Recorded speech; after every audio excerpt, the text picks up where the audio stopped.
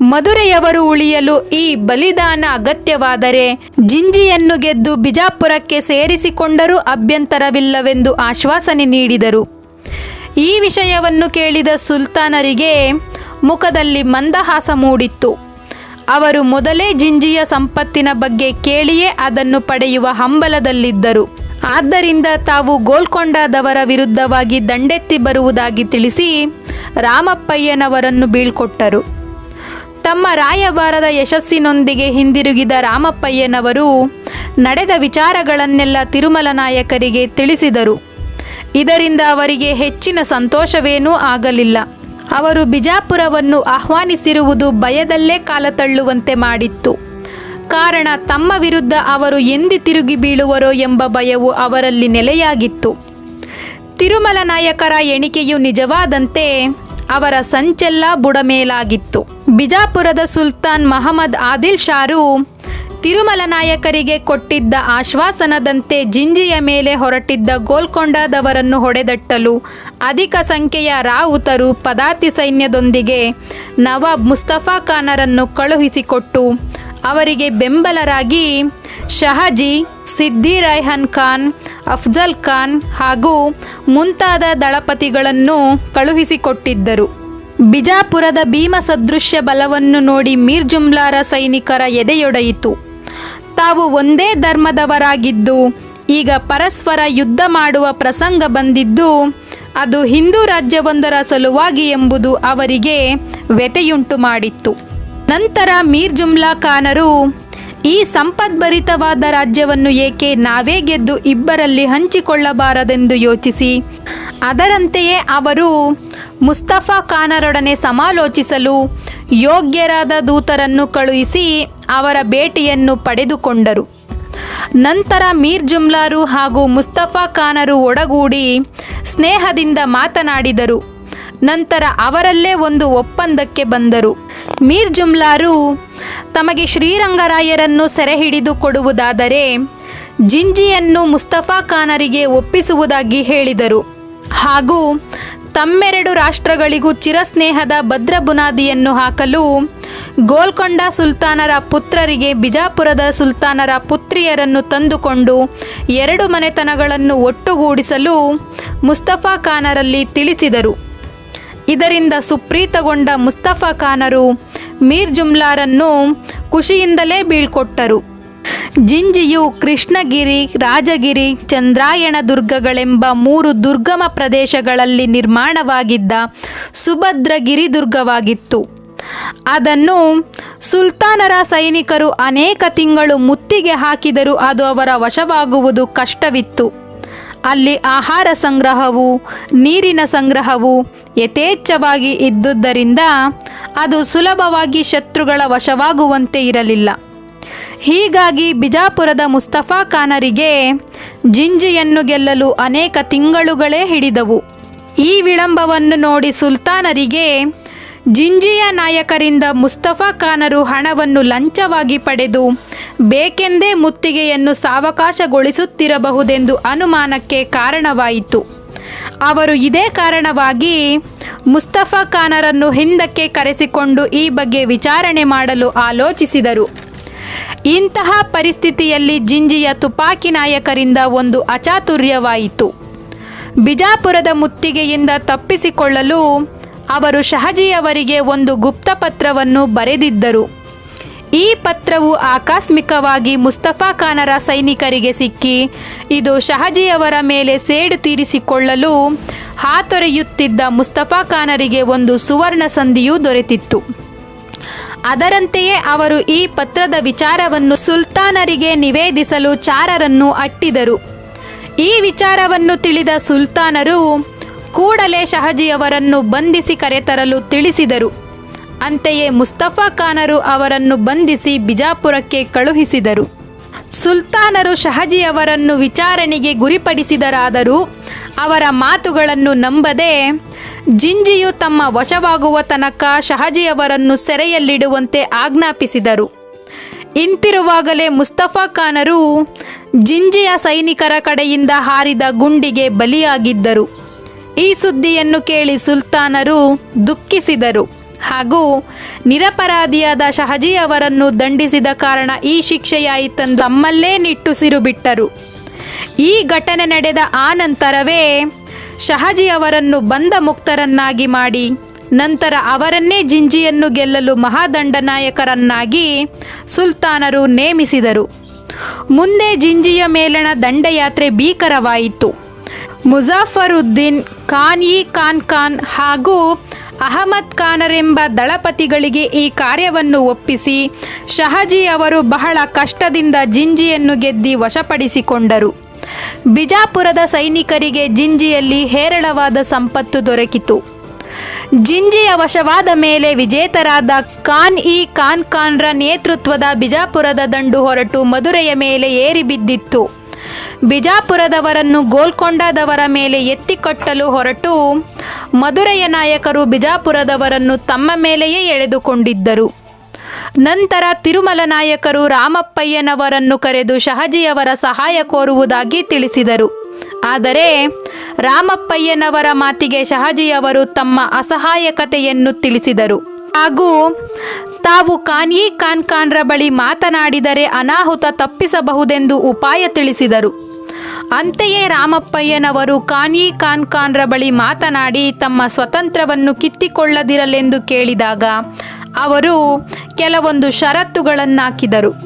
ತಿರುಮಲ ನಾಯಕರು ಸಾಮಂತರಾಗಿರಲು ಸಮ್ಮತಿಸಬೇಕು, ಒಡಾಡಳಿತದಲ್ಲಿ ಸ್ವತಂತ್ರರಾಗಿದ್ದುಕೊಂಡು ವರ್ಷಂಪ್ರತಿ ಕಪ್ಪ ಸಲ್ಲಿಸಬೇಕು ಹಾಗೂ ವಸೂಲಿಗಾಗಿ ತಮ್ಮ ಪ್ರತಿನಿಧಿ ಮಧುರೆಯಲ್ಲಿ ಒಬ್ಬರಿರುತ್ತಾರೆ.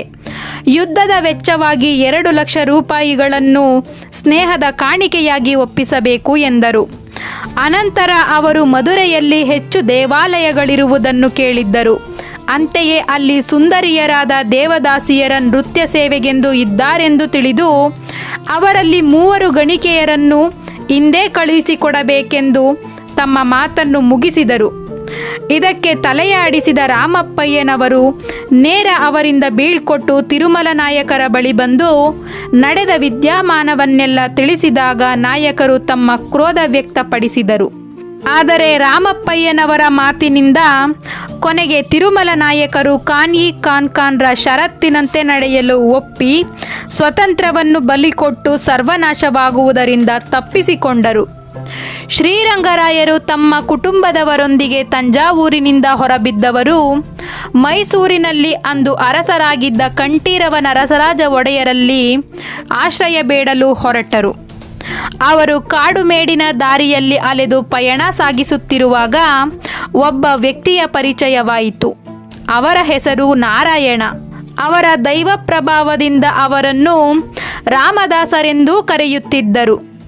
ಅವರು ತಮ್ಮ 12ನೆಯ ವಯಸ್ಸಿನಲ್ಲಿಯೇ ಮನೆ ಬಿಟ್ಟು ಹೊರಗೆ ಬಂದಿದ್ದರು. ನಂತರ ಅವರು ಪಂಚವಟಿಗೆ ಹೋಗಿ 2 ವರ್ಷ ತಪಸ್ಸು ಮಾಡಿದ್ದರು. ಮುಂದೆ ಕ್ಷೇತ್ರ ಯಾತ್ರೆ ಕೈಗೊಂಡು ಭಾರತದ ಪುಣ್ಯಕ್ಷೇತ್ರಗಳನ್ನು ಸಂದರ್ಶಿಸಿದರು. ತಮ್ಮ ತಪಸ್ಸು, ಉಪಾಸನೆ, ಧರ್ಮನಿಷ್ಠೆಗಳಿಂದ ಸದ್ಧರ್ಮವನ್ನು ಜನರಿಗೆ ಬೋಧಿಸುತ್ತಾ ತಮ್ಮ ಉಪದೇಶಗಳಿಂದ ಧರ್ಮಗ್ಲಾನಿಯಿಂದ ಕೂಡಿದ್ದ ಸಮಾಜದ ಜಡನಿದ್ರೆಯನ್ನು, ಅಜ್ಞಾನ, ಅಂಧಶ್ರದ್ಧೆಗಳನ್ನು ನಿರ್ಮೂಲನೆ ಮಾಡುತ್ತಾ ಜನರಲ್ಲಿ ಸ್ವತಂತ್ರ ಪ್ರೇಮವನ್ನು, ಸ್ವಧರ್ಮನಿಷ್ಠೆಯನ್ನು, ಸ್ವದೇಶಾಭಿಮಾನವನ್ನು ಬೆಳೆಸುತ್ತಾ ಒಂದು ಸ್ಥಳದಲ್ಲಿ ನಿಲ್ಲದೆ ದೇಶಾಟನೆ ಮಾಡುತ್ತಿದ್ದರು. ಅಂತಹ ಮಹಾನ್ ವ್ಯಕ್ತಿಗಳು ಶ್ರೀರಂಗರಾಯರಿಗೆ ಆ ಕಾಡಿನಲ್ಲಿ ದರ್ಶನ ಕೊಟ್ಟಿದ್ದರು. ಅವರಿಂದ ರಾಯರಿಗೆ ಕೆಲವು ಹಿತವಚನಗಳು ದೊರೆತುದಲ್ಲದೆ ಮುಂದೆ ತಮ್ಮ ರಾಜ್ಯ ಸೂತ್ರಗಳು ದೊರೆಯುವುದೆಂಬ ಭರವಸೆಯನ್ನಿತ್ತು ಮುಂದೆ ಸಾಗಿದರು. ಮುಂದೆ ಸಾಮ್ರಾಟರ ರಾಜ್ಯ ಸೂತ್ರಗಳು ದೊರೆಯುವುದೆಂಬ ಭರವಸೆಯೂ ಸಿಕ್ಕಿತ್ತು. ನಂತರ ಶ್ರೀರಂಗರಾಯರು ಸಾಗುವಾಗ ಅವರಿಗೆ ತಂಬುಚ್ಚಿ ನಾಯಕರು ಭೇಟಿ ಕೊಟ್ಟರು. ಅವರನ್ನು ಗುರುತಿಸಲು ಸಾಧ್ಯವಾಗದಷ್ಟು ಬದಲಾಗಿದ್ದರು. ಚೋರಮಂಡಲದಲ್ಲಿ ಕ್ಷಾಮಡಾಂಬರಗಳುಂಟಾಗಿ ಅವರ ಸಂಗಡಿಗರು ಹಾಗೂ ಅಲ್ಲಿನ ಜನತೆಯು ಕೆಲವರು ಕಾಯಿಲೆಗೆ ತುತ್ತಾಗಿ ಕೆಲವರು ಚೋರಮಂಡಲದಿಂದ ಪಲಾಯನ ಮಾಡಿದ್ದರು. ತಂಬುಚ್ಚಿ ನಾಯಕರ ಮನೆಯಲ್ಲಿಯೇ ಕೆಲಕಾಲ ಆಶ್ರಯ ಪಡೆಯುತ್ತಿದ್ದ ಸಾಮ್ರಾಟರು ವೆಂಕಟೇಶಯ್ಯನವರನ್ನು ಮೈಸೂರಿನ ದೊರೆಗಳಾದ ಕಂಠೀರವ ನರಸರಾಜ ಒಡೆಯರ ಬಳಿ ಆಶ್ರಯ ಪಡೆಯಲು ಸಾಧ್ಯಾಸಾಧ್ಯತೆಗಳನ್ನು ತಿಳಿದು ಬರಲು ಶ್ರೀರಂಗಪಟ್ಟಣಕ್ಕೆ ಕಳುಹಿಸಿಕೊಟ್ಟರು. ಕಂಠೀರವ ನರಸರಾಜ ಒಡೆಯರು ಮೈಸೂರಿನ ಇತಿಹಾಸದ ಒಂದು ಪರ್ವಕಾಲದಲ್ಲಿ ಸಿಂಹಾಸನವನ್ನೇರಿದ್ದರು. ಸ್ವತಂತ್ರ ಮೈಸೂರಿನ ಇತಿಹಾಸದಲ್ಲಿ ಮೈಸೂರನ್ನಾಳಿದ ರಾಜ ಒಡೆಯರು ನಾಂದಿ ಹಾಡಿದ್ದರು. ಅವರು ಶ್ರೀರಂಗಪಟ್ಟಣ ಮಂಡಲದ ಮಾಂಡಲೇಶ್ವರರನ್ನು ಸೋಲಿಸಿ ಅದನ್ನು ವಶಪಡಿಸಿಕೊಂಡರು. ನಂತರ ಸುತ್ತಮುತ್ತಲಿನ ಪ್ರದೇಶವೂ ಮೈಸೂರು ಅರಸರ ಪಾಲಾಗಿತ್ತು. ಈ ಸಾಮ್ರಾಜ್ಯ ವಿಚ್ಛೇದವನ್ನು ನೋಡಿಯೂ ವಿಜಯನಗರದ ಸಾಮ್ರಾಟರಾಗಿದ್ದ ವೆಂಕಟಪತಿ ದೇವರಾಯರು ರಾಜ ಒಡೆಯರನ್ನು ಶಿಕ್ಷಿಸುವ ಪ್ರಯತ್ನ ಮಾಡಿರಲಿಲ್ಲ. ಮುಂದೆ ಮೈಸೂರು ಅರಸರು ಚನ್ನಪಟ್ಟಣ ರಾಜ್ಯವನ್ನು ಕಿತ್ತುಕೊಂಡು ರಾಜ್ಯವನ್ನು ವಿಸ್ತರಿಸಿದ್ದರು. ಹೀಗಿದ್ದರೂ ಅವರ ಸಾಮ್ರಾಜ್ಯದ ವಿಪತ್ತಿನಲ್ಲಿ ಸಹಾಯ ಮಾಡುತ್ತಾ ತಮ್ಮ ಹಿರಿಯರ ಕಾಲದ ನಿಷ್ಠೆಯನ್ನು ಪ್ರದರ್ಶಿಸುತ್ತಾ ಬಂದಿದ್ದರು. ಇದರಿಂದ ವಿಜಯನಗರ ಸಾಮ್ರಾಜ್ಯದ ಪಶ್ಚಿಮದ ಮೇರೆಯೂ ಸುರಕ್ಷಿತವಾಗಿತ್ತು.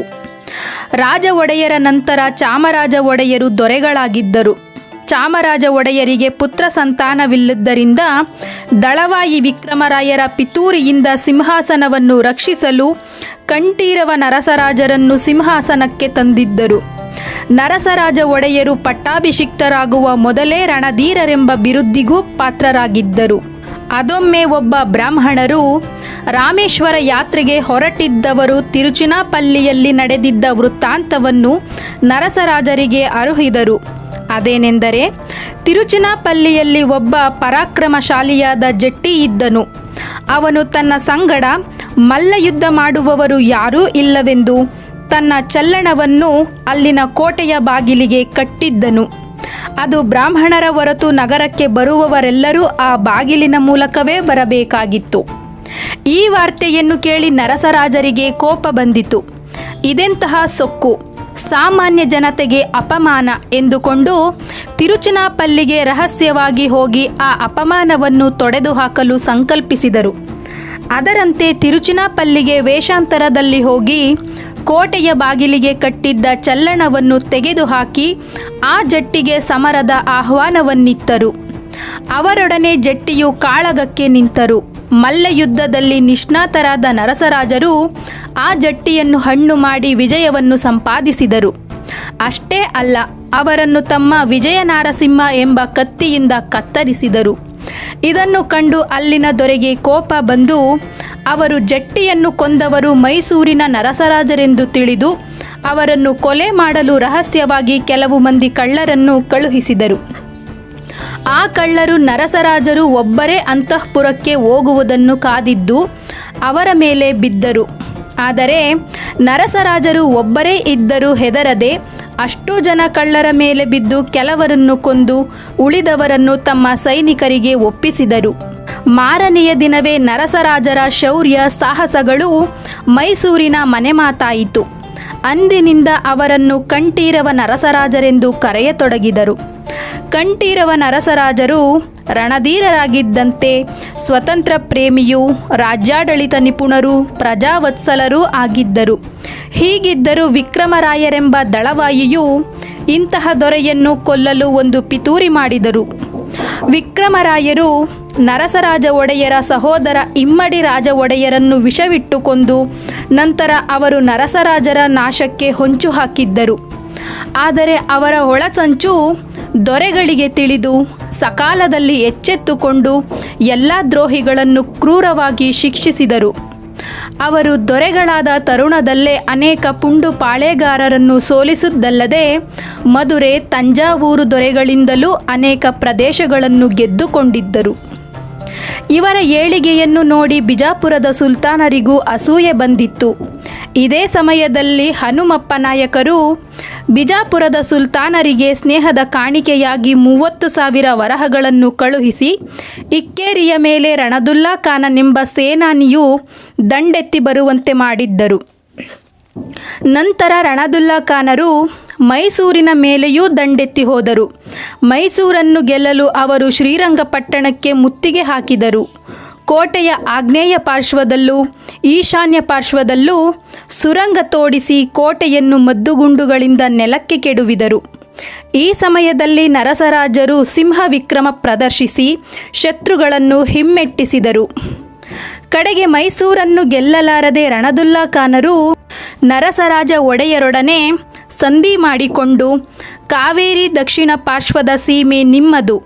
ಉತ್ತರ ಪಾರ್ಶ್ವದ ಪ್ರದೇಶದಲ್ಲಿ ಹುಟ್ಟುವ ಆದಾಯದ ಖರ್ಚು ಕಳೆದು ಮೈಸೂರಿಗೆ ಕೊಡುವುದು ಎಂಬ ಷರತ್ತಿನೊಡನೆ ಹಿಂದಿರುಗಿದರು. ಆ ನಂತರ ಈ ಷರತ್ತನ್ನು ಮುರಿದು ಮುಸ್ತಫಾ ಖಾನರು, ಕಾನ್ಯಿ ಖಾನರು ಮೈಸೂರಿನ ತಂಟೆಗೆ ಬಂದು ಕೈಸುಟ್ಟುಕೊಂಡಿದ್ದರು. ಇದನ್ನರಿತ ಶ್ರೀರಂಗರಾಯರು ಬಿಜಾಪುರದವರ ವಿರುದ್ಧ ತಮಗೆ ಧೈರ್ಯವಾಗಿ ಸಂತೋಷದಿಂದ ಆಶ್ರಯ ಕೊಡುವುದಾದರೆ ಅದು ರಣಧೀರ ಕಂಠೀರವ ನರಸರಾಜ ಒಡೆಯರು ಮಾತ್ರವೇ ಎಂದು ತಿಳಿದು ವೆಂಕಟೇಶಯ್ಯನವರನ್ನು ರಾಯಭಾರಿಯಾಗಿ ಕಳುಹಿಸಿದ್ದರು.